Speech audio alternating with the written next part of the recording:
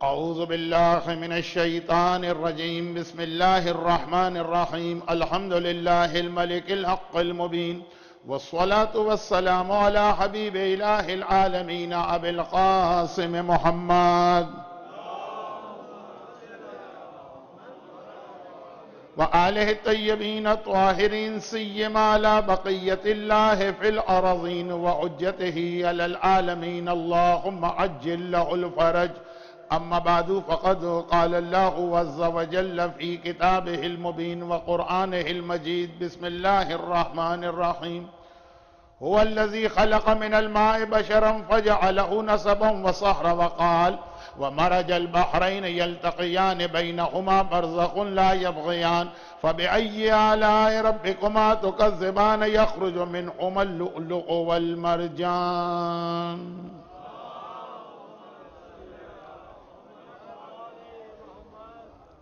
شخصیتوں کا جشن ہے جو کل گزر گئی. یسٹرڈے وہ جناب قاسم کے حوالے سے تھا اور آج مالک عصمت صغرا ثانی زہرا جناب زینب کبریٰ سلام اللہ علیہا کی ولادت کا جشن یہاں رکھا گیا ہے. خاندان اہل بیت کی تقریباً تمام خواتین. اب یہاں پہ اسلام کا ایک بہت اہم مسئلہ حجاب کا آتا ہے جس کو میں آج ٹچ نہیں کر رہا ہوں، لیکن مین فیکٹر حجاب بھی ہے جس کی وجہ سے خاندان اہل بیت کی جتنی بھی اہم خواتین ہیں نہ ان کی ولادت کی کوئی اس انداز کی کنفرم تاریخ ہمارے پاس آتی ہے جیسے معصومین کی ولادت کی تاریخیں ہمیں معلوم، اور نہ ہی ان کی شہادت و وفات کی تاریخیں آتی ہیں، اور نہ ہی یہ پتہ چل پاتا ہے کہ ان کو کہاں پہ دفن کیا گیا. چلیں اب ممبر سے یہ بات بہت زیادہ پڑھی جانے لگی ہے اور حج اور عمرے پہ جانے والوں کا نمبر بھی بہت بڑھ گیا. تو یہ بات ہر ایک کو معلوم ہے کہ شہزادی کونین کی قبر کے 40 نشان بنائے گئے تھے. ایکچول قبر کہاں پر ہے پورے یقین کے ساتھ کوئی نہیں کہہ سکتا. ہاں مدینے میں ہے لیکن کہاں پہ. اسی طرح سے شہزادی کی شہادت کی بھی 2 تاریخیں تو ہمارے یہاں بھرپور طریقے سے منائی جا رہی ہیں. نہ کتابوں میں تو 12 سے 18 تاریخیں لکھی. اب یہ شہزادی کونین جیسی اہم ترین شخصیت کا بیان کہ حدیث قصہ میں رسول اور مولا علی کے ہوتے ہوئے شہزادی کو مرکز قرار دیا گیا ہے، ان کی شہادت کے حوالے سے نہ قبر کا پتہ چل پا رہا ہے نہ تاریخ. شہزادی زینب کبریٰ کے حوالے سے بھی یہی بات ہے. ولادت کی کئی تاریخیں کتاب میں آئی ہیں، شہادت کی یا وفات کی کئی تاریخیں کتاب میں آئی ہیں، شہزادی کی قبر کے حوالے سے بھی کئی روایتیں. اب یہ 2 تو بہت اہم شخصیتیں. اس کے بعد کربلا کے حوالے سے ہی آپ خاندان اہل بیت کی مختلف بیویوں کو دیکھ لیجئے. کتنی بیویاں ایسی ہیں کہ جن کی قبر یا جن کی وفات کی تاریخ ہمارے پاس اس طرح سے ہو کہ آدمی کو یقین سا ہو جائے. تو شہزادی زینب کی ولادت کے لیے بھی کئی تاریخیں ہیں، جن میں سے ایک تاریخ جو پاکستان کے اندر تو بالکل کنفرم تاریخ سمجھ کے منائی جاتی ہے وہ ہے 1 شعبان. ثانی زہرا کے اس ٹریول کی جو مدینے سے شروع ہوا اور سیریا میں ختم ہوا. مدینے میں برتھ ہوئی ہے ولادت اور سیریا میں زیادہ معتبر روایت کے اعتبار سے یا زیادہ فیمس روایت کے اعتبار سے شہادت ہوئی. یہ جو ثانی زہرا کا ایک مختصر سا زندگی کا سفر، آج کی نہیں سفر بہت لمبا ہے، آج کی مختصر تقریر میں اس کو میں یہاں سے شروع کرتا ہوں کہ قرآن کریم نے جب یہ ایک اعلان کر دیا کہ دیکھو علی وہ انسان ہے کہ جس کے لیے خونی رشتہ بھی ہم نے بنایا، وہ سہرا اور اس کی شادی کا انتظام بھی ہم نے اپنے ذمہ لیا. هو الذی خلق من الماء بشرا فجعله نسبا وصہرا. نسبا یہ اردو میں بھی رائج ہے، سہرا کا لفظ اردو کے اندر رائج نہیں، سسرال کے اور شادی کے رشتے. اور اس شادی کے رشتے کا نتیجہ قرآن کریم نے جہاں روک دیا وہاں پہ رکنا تو نہیں چاہیے. وہ کامن سینس کی بات ہے, 2+2 4 ہوتے ہیں. تو قرآن نے کیا کہا کہ یہ 2 رشتے ہم نے علی کے لیے بنائے, اور پھر اس رشتے کا نتیجہ کیا نکلے گا وہ سورہ رحمان کی وہ آیت جسے بھرپور طریقے سے میں کل کی تقریر میں تلاوت کروں. لیکن خلاصہ یہ ہے کہ پھر جو یہ شادی کا رشتہ بنا تو اس کے نتیجے میں یخرج منہما اللؤلؤ والمرجان, تمہارے سامنے موتی آ رہے ہیں, تمہارے سامنے مرجان آ رہا. جو روایتوں میں ہے کہ ایک سے مراد آقا حسن, ایک سے مراد آقا حسین, لیکن جب نور کے اور طہارت کے اور عصمت کے یہ دریا ملیں گے تو یہاں جو بھی ہمارے سامنے آئے گا وہ موتی ہی ہوگا, وہ مرجان ہی ہوگا. قرآن نے جہاں پہ بات کو روکا, تاریخ اسلام نے بات کو آگے بڑھایا کہ اس شادی کے نتیجے میں خالی حسن ہی نہ ملے علی کو, خالی حسین ہی نہ ملے, اس کے فوراً بعد زینب کبریٰ بھی عطا ہوئی ہے. وہ اسی شادی کا نتیجہ ہے. علی اور فاطمہ کی شادی کے نتیجے میں زینب ہمارے سامنے آئی ہیں, اور قرآن کے سورہ کہف کی وہ آیت جو مولا کے لیے نہیں, وہ ہمارے اور آپ کے لیے ہے, لیکن بہرحال اس کو ہم کسی حد تک مولا کے حوالے سے بھی تلاوت کر سکتے. دیکھیں حسن اور حسین تو معصوم, حسن اور حسین تو اسی نور کے ٹکڑے. اب آئیے قرآن کے سورہ کہف کی وہ آیت. سورہ کہف اس اعتبار سے میں اس کو بہت اہمیت دیتا ہوں کہ 2 چیزیں ہمارے یہاں اتنی مشہور ہیں کہ بچے بچے کو معلوم, لیکن انکمپلیٹ. پہلی بات یہ ہے کہ علی نے ولادت کے 3 دن کے بعد خانہ کعبہ کے صحن میں رسول کی آغوش میں قرآن کی تلاوت کی. تو شاید کچھ لوگوں کے ذہن میں یہ ہو کہ پورا قرآن تلاوت کیا, ایسا نہیں. سورہ مومنون کی تلاوت کی, اور اس کی بھی شروع کی چند آیتوں کی. تو میرا ایک سوال اکثر یہ ہوتا ہے کہ علی نے تلاوت کی, یہ ہر ایک کو پتا ہے. قرآن کی تلاوت کی, یہ بھی ہر ایک کو پتا ہے. قرآن کی کس آیت کی تلاوت, یہ بہت کم لوگوں کو معلوم.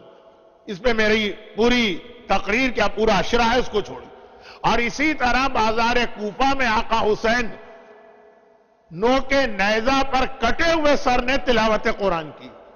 اس تلاوت قرآن کا مقصد, بھئی مولا نے کیوں تلاوت کی؟ بہت سارے مقصد ہو گئے, جن میں سے ایک تو ابھی ہم نے اور آپ نے قصیدے میں سنا, میں بھی سن رہا تھا. آقا حسین کی بازار کوفہ میں تلاوت کا مقصد زینب کبریٰ کے حجاب کو بچانا تھا. زینب کا ذکر ہے, حجاب کی بات آئے گی, لیکن مجھے معلوم ہے کہ بہرحال آج اتنی خواتین نہیں ہوں گی کہ جتنی ویکینڈ میں ہوں گی, تو اس موضوع کو اس وقت کے لیے رکھا جائے. آج تو وہی آ رہی ہوں گی بیچاریاں جو آلریڈی حجاب کر رہی.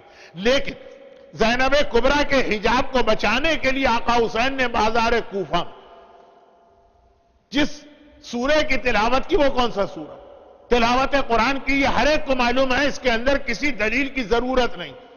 لیکن کون سا سورہ تھا؟ سورہ کہف. یقیناً یہاں بھی پورا سورہ نہیں پڑھا گیا, لیکن بہرحال پورے قرآن کے 114 سوروں میں سے سورہ کہف کا سلیکشن بتا رہا ہے کہ اس میں کوئی میسج, اور ایک میسج اس کا وہ ہے جس کو میں ثانیہ زہرا سے بھی ملا رہا ہوں. اصل میں وہ ہمارے اور آپ کے لیے ہے, لیکن اصول جو قرآن بتا رہا وہ علی کے گھر کے لیے بھی. اور وہ کیا ہے؟ المال والبنون زینت الحیات الدنیا, لیکن والباقیات الصالحات خیر عند ربک ثواب وخیر عملا. خود آیت کے ترجمے میں ہی 2 منٹ گزر جائیں گے. ترجمہ یہ ہے کہ مال اور بیٹے یہ دنیا کی زندگی کی زینت ہیں, بس بہت زیادہ ان سے ایکسپیکٹیشن نہ کرنا.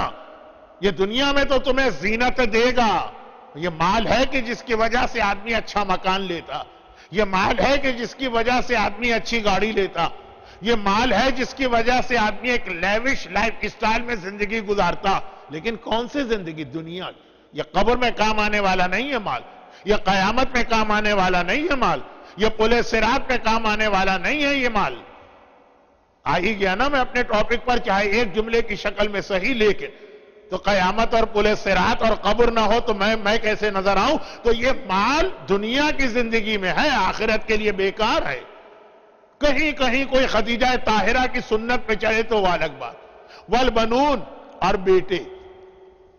چلیں خیر, مجھے پریٹی شیور کہ امریکہ میں آ کر انڈیا اور پاکستان کے کلچر کو آپ اس طرح بھول گئے ہوں گے. لیکن بہرحال آپ آئے تو وہاں سے ہر ایک کو بیٹا چاہیے. کتنی بیچاری مظلوم عورتیں اس لیے ظلم ہوتا ہے ان پر کہ ان کے یہاں بیٹی کیوں پیدا ہو رہی.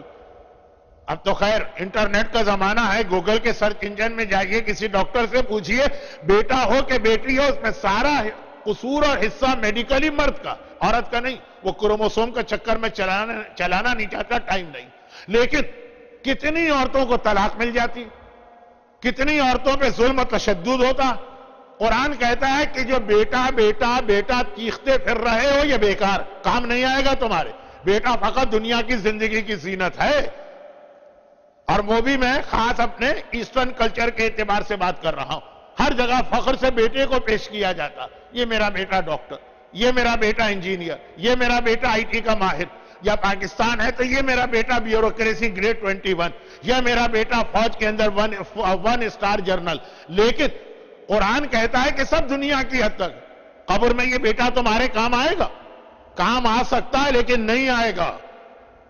وہ اپنی بیوی سے فرصت پائے تو پھر تمہاری جانب توجہ دے گا. کیا وہ انگریزی کی ایک کہاوت ہے کہ ڈاٹر ٹل لائف اور سن ٹل وائف, کہ جب تک کہ بیٹے کی شادی نہیں کی اس وقت. وہ انگریزی کا کوئی محاورہ ہے تو مجھے تو انگریزی آتی نہیں, لیکن یہ جو ٹل وائف ہے نا, کہ جب تک کہ اس کی بیوی نہیں آتی اس وقت تک تو پھر بھی آپ کی خدمت کر دے. قرآن میں یہی کہہ رہا ہے کہ دنیا کی زندگی کی بھی خالی زینت ہے, مددگار تو یہاں بھی نہیں ہے. والباقیات الصالحات, لیکن ہاں اللہ نے ایک ایسی نیکی رکھی ہے جو خیر عند ربک ثوابا, اس کا ثواب بھی زیادہ ہے, خیر عملا, ایکسپیکٹیشن بھی اسی سے ہے.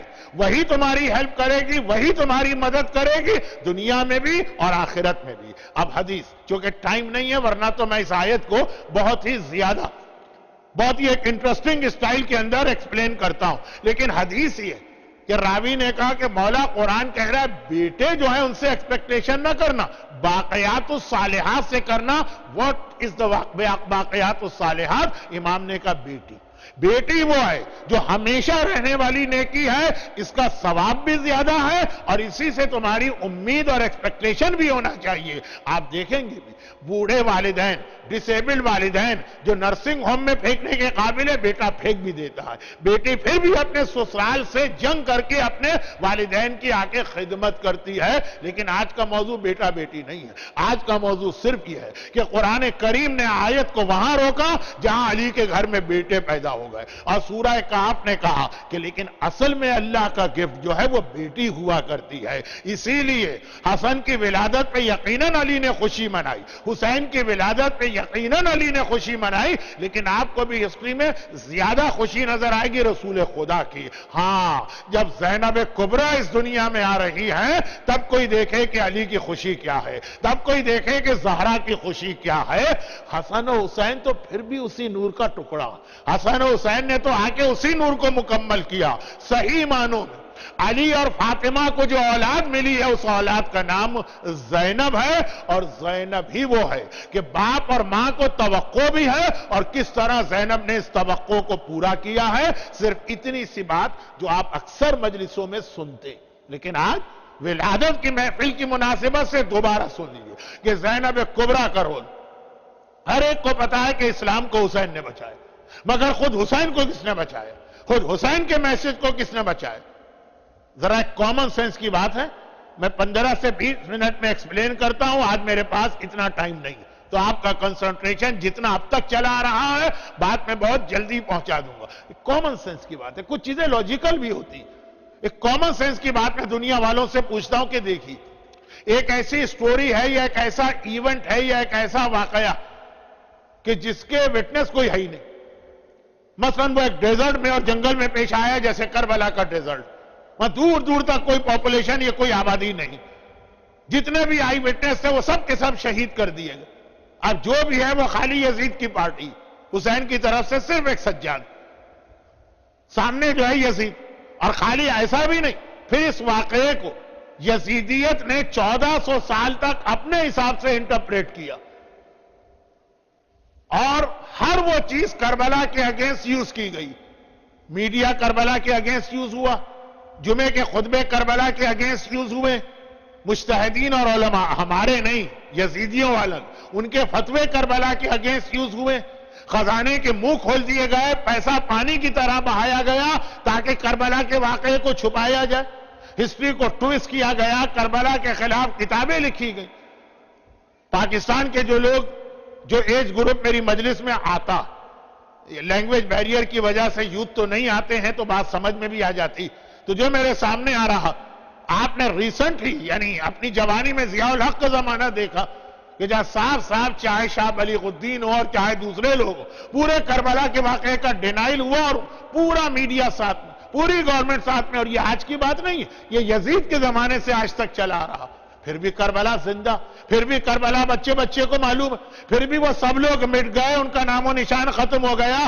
ڈاکٹر اسرار احمد جو کربلا کے سب سے بڑے مخالف تھے، وہ بھی آخری زندگی میں کہنے لگے کہ نہیں بھائی، لوگوں کو مس انڈرسٹینڈنگ ہوئی ہے، میں کربلا کی اگینسٹ نہیں تھا، تو یہ سب ختم ہو گئے، کربلا اب تک زندہ۔ جبکہ لاجک اور کامن سینس کہتا ہے کربلا کا واقعہ چھپ جانا چاہیے، میڈیا اگینسٹ ہے، کتابیں لکھی جا رہی، فتوے دیے جا رہے، خزانے کے منہ کھولے جا رہے، ہر حکمران کربلا سے ڈرتا، ہر حکمران، کیونکہ کربلا جو ہے نا مظلوموں کو ظالم حکمران سے لڑنے کی طاقت عطا کرتی، ہر ایک کربلا سے ڈرتا، پھر بھی کربلا ہر ایک کو معلوم ہے، جبکہ اس کے آئی وٹنس بھی نہیں۔ اور جو واقعہ مسلمانوں کے تو بچے بچے کو معلوم ہونا چاہیے، وہ غدیر کا واقعہ، کیوں؟ اس لیے کہ غدیر کے واقعے کے رپورٹر ہے 120,000، 1,20,000 اصحاب رسول۔ غدیر کے واقعے کے اندر میکسیمم اصحاب رسول تھے۔ بدر کی لڑائی ہر ایک کو معلوم ہے نا کتنے تھے؟ 313 وٹنس۔ احد کی لڑائی ہر ایک کو معلوم ہے کتنے وٹنس ہے؟ 700۔ رسول نے اعلان رسالت کیا، کتنے لوگوں نے سنا؟ 40 نے۔ جس کے وٹنس 40 ہیں، جس کے وٹنس 5 ہیں، جس کے وٹنس 100 ہیں، جس کے وٹنس 400 ہیں، اس کو سب جانتے ہیں۔ ہر مسلمان جانتا ہے رسول نے اعلان رسالت کی، ہر مسلمان جانتا ہے رسول نے ہجرت کی، ہر مسلمان جانتا ہے کہ رسول نے بدر میں حصہ لیا۔ اور 120,000 رپورٹر جس واقعے کو مل جائیں، غدیر کا واقعہ 1,20,000 اصحاب رسول ہے، اور حج کر کے آئے ہیں۔ حج کرنے کے بعد تو بڑے بڑے بدماش تھوڑی دیر کے لیے شریف ہو جاتے ہیں، وہ ٹیمپریری صحیح لیکن تھوڑی دیر کم از کم اپنے گھر پہنچنے تک حج کر کے بھی آئیں۔ اور رسول نے اس طرح سے یہ واقعہ، ایک نارمل واقعہ نہیں کہ بھئی آؤ بیعت کرو، قافلے کو روکا گیا، آگے والوں کو پیچھے بلایا گیا، پیچھے والوں کا ویٹ کیا گیا، جلتے ہوئے سورج میں اسی زمین کے اوپر بٹھا دیا، اور پھر ہر ایک کا ہاتھ علی کے ہاتھ پہ 1 by 1 رکھا بھی، ایک اعلان نہیں کیا، پورے 120,000 سے کہا، جس کے لیے 3 دن 72 آورز پیغمبر نے اسٹے کیا جنگل میں۔ یہ واقعہ کون بھول سکتا؟ بھول گئے مسلمان۔ آج اگر ایک نارمل مسلمان وہ یہ کہتا ہے مجھے غدیر نہیں معلوم، تو وہ جھوٹ نہیں بول رہا، وہ دشمنی میں یہ نہیں کہہ رہا، واقعاً اس کو غدیر نہیں معلوم، کسی نے اس کو غدیر نہیں بتائی۔ تو لاجک، کامن سینس ایک چیز کہ 120,000 اصحاب رسول حج کرنے کے بعد جس واقعے کے رپورٹر بنے، وہ واقعہ بالکل چھپ گئے، اور کربلا کا واقعہ جس کا کوئی رپورٹر نہ تھا سوائے یزیدیوں کے، وہ واقعہ مسلمانوں کے بچے بچے کو معلوم۔ تو بھئی کوئی تو اس کے پیچھے لاجک ہوگی نا، یہ کیسے ممکن ہوا؟ میں بہت ہی شارٹ میں اور بریف کہتا ہوں، اس کا ایک ہی جملہ کافی ہے، وہ یہ کہ غدیر کو 120,000 رپورٹر بے شک ملے ہوں گے، سارے کے سارے فیوریبل فیکٹر تھے غدیر کے واقعے کے، مگر غدیر کو کوئی زینب نہ ملی، اور کربلا کے لیے سارے نیگیٹو فیکٹر تھے، مگر کربلا کو ایک زینب مل گئی جس نے قیامت تک کے لیے کربلا کو بچا لیا۔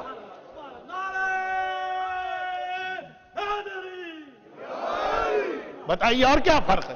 غدیر کے پاس کوئی زینب نہ تھی، کربلا کو ایک زینب ملی جو بازاروں میں گئی، جو درباروں میں گئی، جو قید خانوں میں گئی، جو شہر شہر گئی، اور وہ بتایا کہ میرا ماجایا کیوں مارا گیا، کربلا کا مقصد کیا تھا۔ اب یہ تو ہم نے دوست بن کر بات کہی، لیکن دشمن بھی اس چیز کی گواہی دیتا، دشمن بھی۔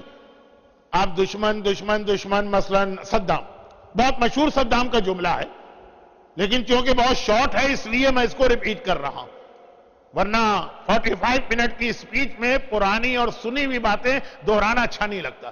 بہت ہی مشہور جملہ یہ، چونکہ میں یہ چاہتا ہوں کہ ہمارے بچے اور نوجوان یہ سمجھے کہ ایسا نہیں ہے کہ اسلام میں ساری چیزیں 1000 سال پرانی، اب تک کرنٹ افیئر بات سیریا سے شروع کی، صدام ہمارے زمانے کا دشمن. ایک جملہ اور کہہ دوں یہاں پہ، یہ صدام جیسے لوگ اکثر ایک جملہ کہا کرتے تھے یزید کو یاد کر کے. یہی جملہ ہم اور آپ کہتے ہیں آقا حسین کو یاد کر کے. کل آقا حسین کا ذکر کل ہوگا، لیکن بہرحال یہ ایک جملہ سیم صدام بھی کہتا تھا. اور صدام سے مطلب ناٹ اونلی صدام سے لے کے متوکل سے لے کے اس سے پہلے تک جتنے دشمنان اہل بیت ہیں سب یہ جملہ کہتے ہیں، دشمنان اہل بیت کے ٹاپ والے. اور جتنے محبان اہل بیت ہیں وہاں ٹاپ سے لے کے بچہ تک وہ بھی ایک جملہ کہتا ہے. صدام یزید کو یاد کر کے وہ بات کہتا ہے، ہم حسین کو یاد کریں. مگر ہماری ساری بات خالی زبان تک ہے، پھر ہم رکے رہتے ہیں، آگے نہیں بڑھتے. اور یہ لوگ جملہ کہتے ہیں پھر اس کے حساب سے عمل بھی کرتے ہیں. وہ کیا جملہ؟ فَيَا لَيْتَنِي كُنْتُ مَعَكُمْ. ہم بھی آقا حسین کو یاد کر کے کہتے ہیں کاش آقا حسین میں آپ کے ساتھ ہوتا. وہ یہ کہتے ہیں اور اپنی جگہ چپ رہتے ہیں. بھائی کیا مطلب اس کا آپ کے ساتھ ہوتا؟ اگر آپ کے ساتھ ہوتا اس کا مطلب یہ کہ مجھے اپنی عورتوں کو حجاب کرانا ہوتا. یہ جو بیوٹی پارلر سے تیار ہو کے ہماری خواتین آتی ہیں، کہ کربلا میں زینب کبریٰ کے ٹینٹ میں جگہ تھی ان کے لیے. خیال ہے نہیں کاش میں آپ کے ساتھ ہوتا. جو ٹائم نہیں ہے تو ایک ہی جملہ کافی. مردوں کے حوالے سے ذرا مشکل ہے بات کرنا، وہ سامنے بیٹھے گھور رہے ہوتے ہیں تو میں بھی ڈر جاتا ہوں. لیکن خلاصہ یہ کہ ہم یہیں رک جاتے ہیں. لیکن میں کہوں گا، میں ڈرتا نہیں ہوں، میں کہوں گا آج وقت نہیں ہے. فیال ایتنی کنتو معکم، ہم نے آقا حسین کو یاد کر کے بار بار کا زندگی بھر کا. اس کے بعد پھر آگے اس کا فالو اپ کیا؟ متوکل نے بھی یہی جملہ کہا تھا یزید کو یاد کر کے. اتنا وہ دشمن تھا اہل بیت کا. اے یزید کاش میں تیرے ساتھ ہوتا. پھر وہ چپ نہیں بیٹھا، اس نے آگے بڑھ کے فالو اپ کیا کہ میں کربلا میں نہیں تھا لیکن آج میں ہوں. تو مجھے یزید کو سروس دینا. یزید نے حسین کے جسم پہ حملہ کیا ہے، اب حسین تو نہیں ہے، حسین کا روزہ ہے، میں حسین کے روزے پہ اٹیک کروں. وہ جو جملہ اس نے کہا نا اس کے حساب سے اس نے عمل کیا. اور یہی صدام یزید کو اس نے بہت ہی تھورو اسٹڈی کیا تھا اور اکثر اس کو یاد کر کے جملہ کہتا تھا فَيَا لَيْتَنِي كُنْتُ مَعَكَ. اے یزید کاش میں تیرے ساتھ ہوتا. خالی یہ کہہ کے نہیں خاموش ہوا، پھر اس نے اپنے دل میں سوچا کہ آج میں یزید کو کیا سروس دے سکتا ہوں، جو اصل میں آقا حسین کے شیعہ کو آج سوچنا. لیکن یہ کل کی تقریر کا عنوان بنے گا. آج اتنی سی بات کیا میں کر سکتا ہوں. روزوں پہ اس نے اٹیک کی، عزاداری کو اس نے مٹایا، زیارت پہ اس نے، یہ وہ اپنے حساب سے وہ سروس دے رہا ہے یزید کو. اور اسی میں ایک چھوٹا سا اس کا جملہ، جب شہید باقر صدر جیسے عظیم مرجع اور عالم کو گرفتار کر کے شہید کیا گیا. میں بہت ڈرتا ہوں کہ اگر ذرا سی ڈیٹیل میں چلا گیا تو 15 منٹ اس میں چلے جائیں گے، جبکہ اس وقت نہ ٹائم ہے نہ ضرورت. تو ساتھ میں ان کی بہن سیدہ آمنہ جو بنت الہدا کے ٹائٹل سے زیادہ مشہور ہیں، ان کو بھی گرفتار کیا. اور باقر صدر کی شہادت کے بعد بڑی ٹریجک شہادت تھی، لیکن چونکہ اب یوٹیوب پر آپ کو یہ سارے کلپ مل جائیں گے اور حالات مل جائیں گے تو ضرورت نہیں ہے میں آپ کا ٹائم ویسٹ کروں. اس کے بعد اب اس نے اسی وقت سیدہ آمنہ کے بھی، بنت الہدا شہید صدر کی بہن، ان کی بھی موت کا حکم جاری کیا کہ ان کو بھی مارو. تو کسی نے مشورہ دیا، یہ ارلی 80s کی بات، جب حالات دنیا کے بہرحال پھر بھی ایسے تھے کہ ہیومن رائٹس کے نام پر دشمنوں کو بھی ہمارے فیور میں بولنا پڑتا. لوگوں نے کہا، اس کے ساتھیوں نے جو اس کے رائٹ ہینڈ رائٹ لیفٹ بیٹھنے والے، کہ دیکھو یہ غلطی نہ کرو. عورت کی شہادت، عورت کو اس انداز سے قتل کرنا ایک بڑا ایشو بن جائے. ہمارے اپنے جو فیور والے، جو بڑے بڑے ہم کو سپورٹ کرنے والے، وہ بھی اس مسئلے میں ہم کو سپورٹ نہیں کریں. ایسا کیوں نہیں کرتے ہو کہ اگر تم کو ان سے ڈر لگ رہا ہے تو ان کو جیل میں ڈال دو. ایکس ٹیمپو صدام کی زبان پہ ایک جملہ ہے. اس نے کہا کہ کیا تم چاہتے ہو میں وہی غلطی کروں جو یزید کر چکا، کہ بھائی کو شہید کیا، بہن کو شہید نہ کیا، جیل میں ڈال دیا. اس جیل میں بیٹھ کے زینب نے وہ جہاد کیا کہ قیامت تک کے لیے نام یزید داخل دشنام ہو گیا. یہ صدام کہہ رہا ہے کہ میں وہ غلطی نہیں ریپیٹ کروں گا. بھائی کو شہید کر کے بہن کو زندہ چھوڑنا، چاہے وہ جیل ہی میں کیوں نہ ہو، چاہے وہ ایسی سخت جیل ہی کیوں نہ ہو جو یزید کی تھی جہاں سے کوئی زندہ نہیں نکلتا، پھر بھی زینب کبریٰ نے اس جیل میں بیٹھ کر اتنا بڑا ریولیشن اور انقلاب برپا کیا. یہ دشمن کہہ رہا. ادھر غدیر اور کربلا کو ہم کمپیئر کرتے ہیں تو ہمارا ایمان کہتا کہ زینب نے کتنا اہم رول پلے کیا ہے، اور یہیں پر ہمارے سامنے ایک بہت ہی اہم آبجیکشن ہوتا ہے اسلام پر، اس کے حوالے سے ایک بات آ جاتی۔ جب ہم لوگ حجاب پر زیادہ مجلسیں پڑھتے ہیں، جب ہم لوگ مکس گیدرنگ کو کنڈیم کرنے پر، ہماری برتھ ڈے مکس گیدرنگ ہوتی ہے، ہمارے ہاں شادی مکس گیدرنگ ہوتی ہے، ہمارے ہاں حتی 22 رجب کی نیاز مکس گیدرنگ ہوتی ہے، تو جب اس کے خلاف مجلسیں پڑھی جاتی تو ایک سوال اکثر لوگ کرتے ہیں کہ مولانا یہ 1400 سال پہلے یا 100 سال پہلے نہیں، یہ 21st سینچری کا شکاگو، یہ 21st سینچری کا مثلا نیو یارک ہے یا ٹورنٹو ہے یا ٹوکیو ہے یا سڈنی، آپ ہمیں کنویں کا مینڈک بنانا چاہتے ہیں۔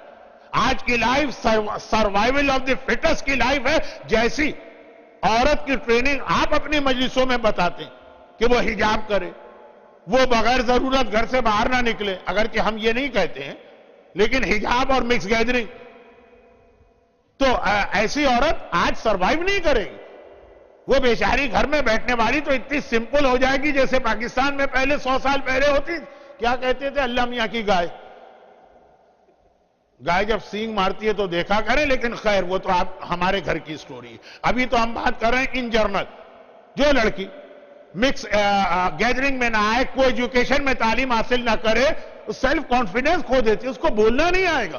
جب کبھی نامحرم سے بات کرنا پڑے گی تو یہ اس کے لیے پاسبل نہیں ہوگا، اور آج کی زندگی میں قدم قدم پہ اس کو گھر سے نکلنا۔ میں نے کہا غلط ہے، یہ آپ کی ٹریننگ کی غلطی تو ہو سکتی ہے، لیکن اسلام میں حجاب کا یہ کنسپٹ ہی نہیں کہ عورت گھر سے نکلے تو دونوں طرف پردے لگائے جائیں، اور سواری میں بیٹھنے تک دونوں طرف پردے ہوں، اور سواری میں عورت جو پہلے زمانے میں وہ ڈولی وولی ہوتی تھی اس میں پتھر بھی رکھو تاکہ اٹھانے والوں کو پتہ بھی نہ چلے کہ ویٹ کیا۔ لیکن یہ اسلام نہیں ہے، جو اسلام ہے وہ صرف پراپر حجاب اور مکس گیدرنگ کو اوائڈ کرنا۔ لیکن میں کہتا ہوں جیسے آپ بات کر رہے ہیں زینب کبریٰ کی سیرت، اس کا جواب ہماری اور آپ کی عورتوں کے لیے اسلام نے اتنا اسٹرکٹ حجاب نہیں رکھا۔ زینب کبریٰ نے اتنا اسٹرکٹ حجاب اپنے آپ پر خود سے واجب کر لیا۔ کچھ چیزیں ایسی ہیں جو اللہ نے واجب نہیں کی۔ علی کے بارے میں کہا جاتا ہے زندگی بھر کبھی گندم نہیں کھایا، اللہ نے حرام نہیں کیا ہے گندم کو، لیکن آدم کے واقعے کی وجہ سے علی نے خود کہا کہ نہیں، جو چیز وہاں منع آ گئی چاہے ان کے لیے ہو، میں بھی اس کو چھوڑ رہا ہوں۔ زینب کبریٰ کے لیے وہ حجاب نہیں ہے جو ہماری اور آپ کی عورت کے لیے۔ حکم تو وہی ایک حکم ہے کہ اگر حجاب ہو تو گھر سے نکل سکتے، لیکن زینب جتنا اللہ نے نہیں کہا اس سے زیادہ کا حجاب کر رہی، ساری زندگی اس طرح گھر میں بیٹھی کہ اب تو ماشاءاللہ زیارت کا راستہ کھل گیا ہے اور لوگ زیارت پہ جا بھی رہے ہیں۔ قاہرہ نہیں جا رہا ہے اس لیے کہ ایک تو لیک آف نالج ہے، اور پھر وہ زیارتیں بہرحال کربلا کے برابر تو امپورٹنس نہیں رکھتی، لیکن کربلا جیسے ہی راستہ کھلا مومنین جا رہے ہیں۔ کوفے کی مسجد کے پیچھے آپ مولا علی کا گھر بھی دیکھ کے آتے ہیں، اور میں یہ بتا دوں کہ یہ گھر اب تو پھر بھی رینوویٹ کیا گیا۔ جب میں نے فرسٹ ٹائم دیکھا تھا اتنا چھوٹا گھر تھا، اس گھر کے اندر اس چھوٹے سے گھر میں علی کی 16 بیٹیاں رہتی اور علی کی 12 بیویاں، 12 ایک ساتھ تو نہیں تھے لیکن 8 سے 10 تو تھی، تقریباً 30 کے قریب لیڈیز اس چھوٹے سے گھر میں رہتی، اور بالکل برابر کا گھر ایک یہودی کا تھا، بالکل دیوار ملا ہوا، پرانے زمانے کے گھر دیوار ملے ہوئے۔ وہ کہتا ہے میں 2 سال علی کے پڑوس میں رہا، 2 سال، اور 2 سال مجھے ایسا لگا اس پورے گھر میں ایک عورت بھی نہیں، نہ کسی کی آواز میرے کان تک آئی، نہ کبھی کسی کو حجاب کے ساتھ بھی گھر سے باہر نکلتے نہیں دیکھ۔ اگر کسی ضروری کام سے علی زینب کو لے جاتے ہیں تو مڈ نائٹ آدھی رات کو جاتے ہیں، اور جب مدینے لے جاتے ہیں ماں کی قبر کی زیارت کرا کے واپس لاتے ہیں تو آدھی رات کو واپس لاتے ہیں۔ یہ حجاب ہماری عورت کے لیے واجب نہیں۔ اب میں انڈیا اور پاکستان، بلکہ انڈیا کا بھی نہیں پتا، پاکستان کی لینگویج میں بات کر رہا ہوں، یہاں کی لینگویج مجھے معلوم ہے کہ الگ۔ وہ یہ ہے کہ ہمارے یہاں کوئی بھی ایگزامینیشن ہوتا ہے، پیپر کے 100 مارکس ہوتے ہیں، 33 پاسنگ ہوتے ہیں۔ اہل بیت یا اتھار کا طریقہ یاد رکھیے گا کہ ہم سے کہتے ہیں خالی 33 پاسنگ مارک لے لو، 30 بھی لے لو تو ہم پاس کرا دیں گے، اور خود 100 میں سے 100 کے اوپر عمل کیا کرتے ہیں۔ جتنا اللہ نے واجب نہیں کیا اس سے زیادہ پہ عمل کرتے ہیں، اور ہم سے کہتے ہیں مختصر عمل۔ زینب کبریٰ کا حجاب یہ واجب نہیں ہے، مستحب ضرور، زینب کبھی گھر سے باہر نہیں نکلی. زینب نے کسی نامحرم سے کبھی بات نہیں کی ہے. زینب کی آواز کبھی کسی نامحرم کے کان میں نہیں گئی ہے. لیکن جب ضرورت پڑی اور ایک بار بازار کوفہ میں خطبہ دینا پڑا اور ایک بار دربار شام میں خطبہ دینا پڑا. مجمع کون سا ہے؟ بڑا ہوسٹائل مجمع ہے، مخالف مجمع. محبت کرنے والے مجمع میں بھی پہلی اسپیچ جس کو دینا پڑے اس سے پوچھیے. آسان نہیں ہے اسپیچ دینا، ٹانگیں کانپتی، زبان لڑکھڑاتی ہے. مردوں کی میں بات کر رہا ہوں جو ساری زندگی گپ شپ کے بک بک کے عادی ہیں، مسجد تک کے اندر، وضو خانے تک میں، امام باڑے تک میں ان کی زبان نہیں رکتی، بولنے کے عادی. لیکن کراؤڈ کے سامنے بولنا یہ بہت بڑا مسئلہ. فرسٹ ٹائم زینب کبریٰ فرسٹ ٹائم خطاب کر رہی. گھر میں بیٹھنے والی عورت ہے اور ایسے مجمع کے سامنے جو دشمنوں کا مجمع ہے، جو ہوسٹائل مجمع ہے، جو زینب کے خلاف اس وقت کلیپنگ بھی کر رہا، نعرے بھی لگا رہا. لیکن اب دیکھیے زینب کا انداز، نہ کبھی آواز میں لڑکھڑاہٹ ملے گی، نہ کبھی آپ کو گفتگو سیکوینس سے ہٹ کے نظر آئے گی، نہ کچھ ایسا لگے گا کہ مینٹلی کسی ٹینشن میں ہے. کیا خطبہ دیا کہ نابینا اصحاب رسول کہنے لگے کہ علی تو 20 سال پہلے انتقال کر گئے تھے، دوبارہ علی کیسے آ گئے؟ کہا تمہیں کس نے بتایا علی آ گئے؟ تمہیں کس نے بتایا علی آ گئے؟ کہا کہ جو تقریر میں سن رہا ہوں یہ تو مسجد کوفہ میں ممبر سلونی پہ سنا کرتا تھا. وہی جملے، وہی اسٹائل، وہی میٹر، وہی انداز. یہ دربار، یہ بازار کوفہ اور وہ دربار شام ہے جہاں ایک سے ایک وی آئی پیز بیٹھے ہیں، وزیر بھی ہیں، سفیر بھی ہیں، فوجی بھی ہیں، باہر کے ایمبیسیڈر بھی ہیں. اور یزید اپنی شو آف پاور کر رہا، اپنی فوج کو لے کے سامنے آیا. زینب کا خطبہ دیکھی. تو اب گھر میں بیٹھ کر حجاب کی عالم میں زندگی گزارنے سے عورت اس انداز کی نہیں بنتی ہے جتنا لوگ شو کرنے کی کوشش کرتے ہیں. زینب کبریٰ کی سیرت ایک پیغام ہے کہ زینب کبریٰ یہ میسیج ہے کہ حجاب میں رہ کر بھی عورت بڑے سے بڑا ریولیوشن لا سکتی ہے. حجاب میں رہ کر بھی عورت اس طرح سے معاشرے کو چینج کر سکتی ہے. تو حجاب نہ کرنے کے لیے کوئی اور ایکسکیوز ڈھونڈیے. یہ والا ایکسکیوز لے کے نہ آئیے کہ اگر حجاب نہ ہو اور یہ کوئی ایجوکیشن اور مکس گیدرنگ کا پرابلم اگر ہم اس طرح فالو کریں تو ہماری بچیاں بہت ویک رہ جائیں گی، ہماری بچیاں اپنے کانفیڈنس کھو دیں گی. زینب کی سیرت، ٹائم کم، باتیں بہت ساری ہیں. زینب کی سیرت کے حوالے سے جو سب سے اہم بات مجھے آج کہہ کے ختم کرنا ہے، اسی سے کنیکشن ملے گا کل کی گفتگو کا، اور وہ یہ، ویسے میرا ارادہ تھا کہ یہ 5 اسپیچز میں مختصر 5 شادیوں کا ذکر بھی کروں گا. تو آج جناب زینب کبریٰ کی شادی کے حوالے سے بات کرنا تھی، لیکن اب وقت نہیں رہا ہے. تو انشاءاللہ زینب کبریٰ کی شادی میں ایک امپورٹنٹ میسج ہے. ریمیننگ 3 اسپیچز میں کہیں پہ اس کا ذکر آئے گا. آج تو آخری بات یہ کہ زینب کبریٰ کی یہ ساری کیریکٹرسٹک یا کوالٹیز اپنی جگہ. زینب کا نام زینب جو رکھا گیا تو ایک وجہ یہ بتائیے کہ جب زینب کی ولادت ہوئی 1 شعبان 4 ہجرہ، تو اللہ کے رسول اپنے طریقے کے حساب سے نماز فجر پڑھا کے بیٹی کے حجرے میں روزانہ آتے، ڈیلی وزٹ کرتے. حجرے میں داخل ہوئے، فاطمہ کو بڑا خوش پایا. بیٹی کیا بات ہے؟ کہا بابا اللہ نے آج مجھے بیٹی جیسی رحمت دی. روایت ہے نا کہ بیٹا نعمت ہے، بیٹی رحمت. قیامت میں نعمت کا سوال ہوگا، رحمت کا سوال نہیں ہوگا. رحمت تو تمہاری مددگار بنے گی. اللہ نے مجھے رحمت دی. پیغمبر نے گود میں لیا اور سوال کیا بیٹی فاطمہ اس کا نام کیا رکھا؟ فاطمہ نے کہا کہ نہیں بھائی، نام علی رکھیں گے، علی اس کے بابا.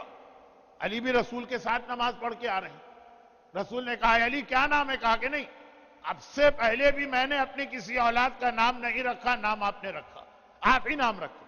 پیغمبر نے چہرہ دیکھا اور کہا کہ یہاں تو سوچنے کی ضرورت بھی نہیں، اس بچی کا چہرہ ہی اس کے نام کو بنا رہا ہے. ذرا دیکھو علی کس طرح سے یہ تمہاری شبیہ ہے. خالی شبیہ ہی نہیں ہے، یہ تمہارے لیے آگے چل کر زینت بنے گی، اس لیے اس کا نام ہی زینب ہو گیا.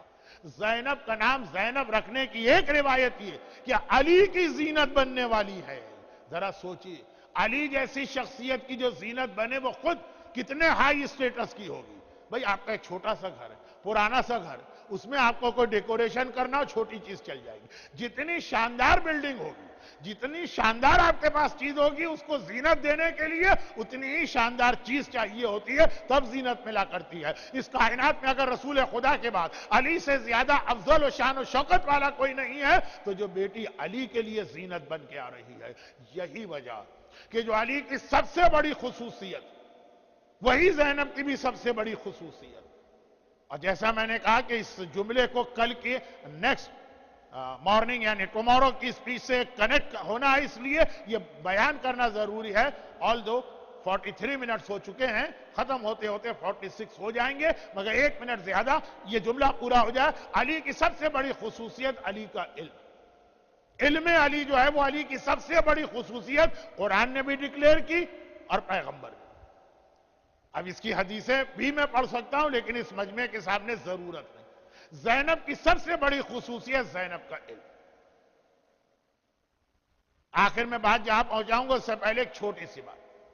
بعض علماء نے کتابوں میں یہ مشہور روایت نقل کی کہ جب علی کوفے کے اندر خلیفہ وقت کے طور پہ تھے تو زینب کبریٰ اپنے گھر میں کوفے کی لیڈیز کو باقاعدہ طور پہ ایک حوضہ علمیہ سیٹ اپ کیا تھا، یعنی ایسا نہیں یہ جیسے آج کی اس پیچھے لوگ آ کے جمع ہو گئے سنا چلے گئے، نہیں، باقاعدہ ایک آرگنائز وے میں ایک مدرسہ یا اسکول، ہفتے میں 7 میں سے 6 دن کے وقت زینب کبریٰ مختلف ٹاپکس اور سبجیکٹ، ایک دن قرآن، ایک دن حدیث، ایک دن تاریخ، ایک دن فقہ، ایک دن عقائد، اور قرآن بھی ایک ترتیب کے ساتھ۔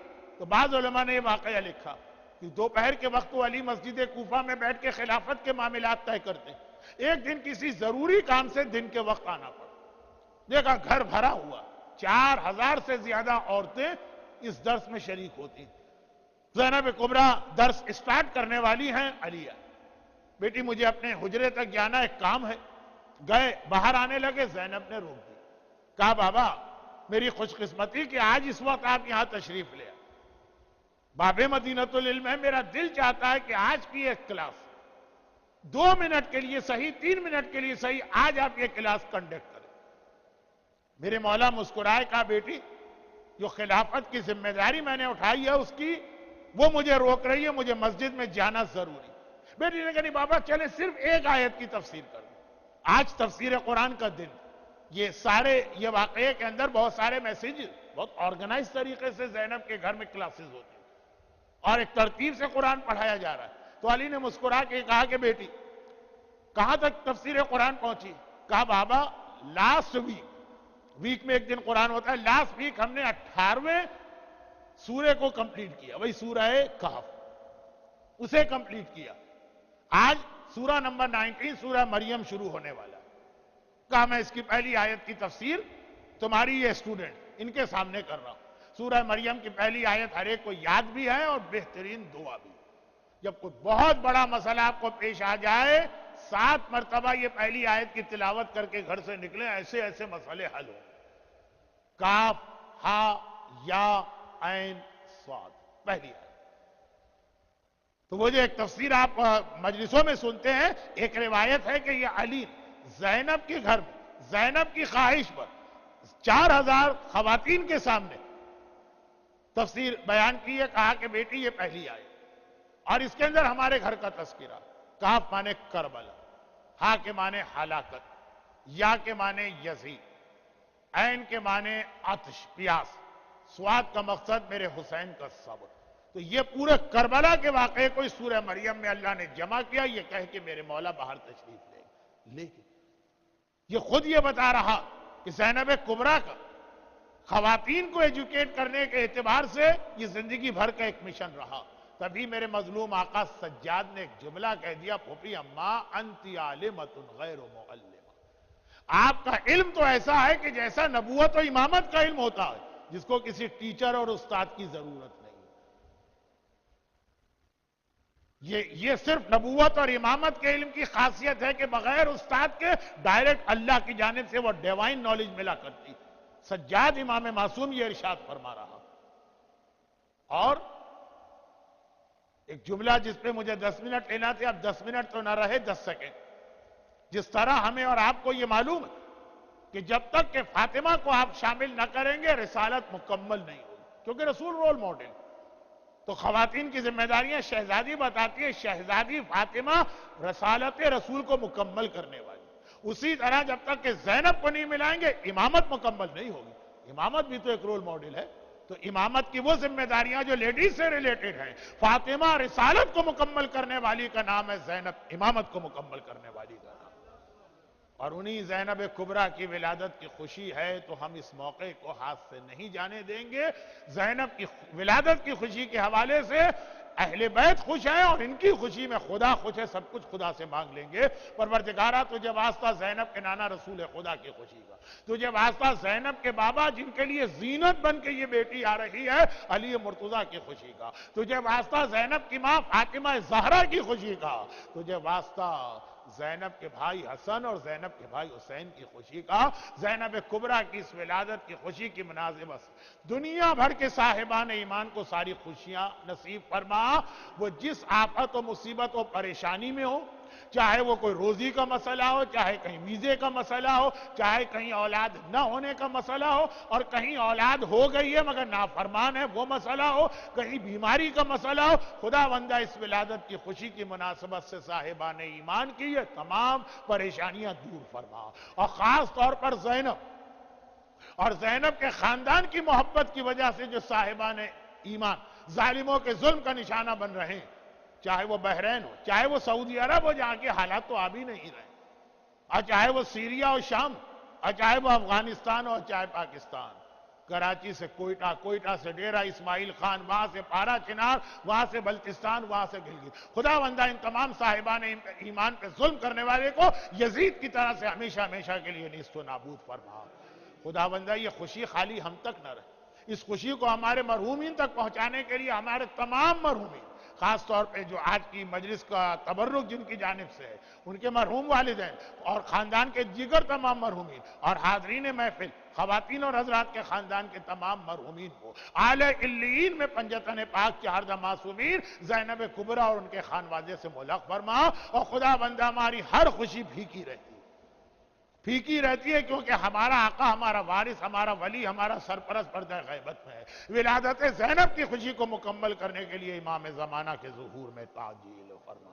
ربنا تقبل منا انك انت السميع العليم. اللجن اللجن اللجن اللجن يا مولاي اللجن اللجن اللجن اللجن اللجن اللجن اللجن يا صاحب الزمان اللجن